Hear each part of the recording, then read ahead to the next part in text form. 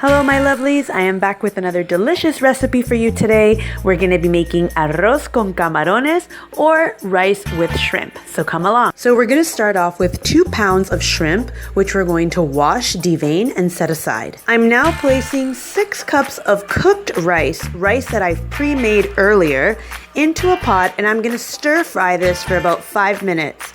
I'm also going to be adding 1.5 sachets of shrimp stock.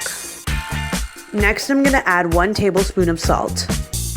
I'm now going to add enough water to cover my rice completely. It has to be completely submerged. I'm going to allow the water to come to a boil, and I'm going to let this cook until the rice starts to show itself again. Once it does, I'm going to reduce the heat so that I could bring it down to a simmer, place the lid on it, and allow it to simmer for 15 minutes. In the meantime, I'm going to chop up my vegetables. So I'm going to be using cilantro, 1 big onion, a handful of red and green peppers. I'm going to place my veggies in a pot with some oil, and I'm going to stir fry this for a few minutes. I'm then going to grab my shrimp and add it to the pot and also stir fry it. And last but not least, I'm going to be adding 1 can of carrots and peas, also some black pepper and soya sauce to taste. These last 2, the amounts are going to be up to you. I'm going to mix everything well and allow it to cook for another 5 minutes.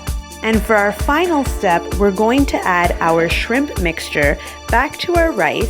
Make sure everything is well incorporated, and we're going to let this cook for a final 5 minutes. So overall, we are cooking our rice for a maximum of 20 minutes. And voila, we have our delicious arroz con camarones or rice with shrimp. I want to thank everybody for watching this video today. Please remember to subscribe so that you never miss any other video, and I will see you soon with another delicious recipe. Bye-bye.